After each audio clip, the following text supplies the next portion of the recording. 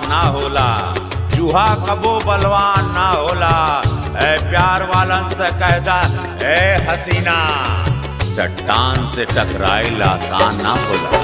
प्रीत के रीत कौनो जाहिल का जानी, दिल में तू हमारा समा जाए रानी, दिल में तू हमारा समा जाए रानी।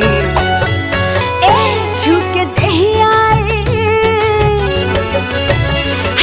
के देहिया ई काला महसूस, ए राजा मन खुश हो जाए। पीला पीला जवनिया के जूस, ए राजा मन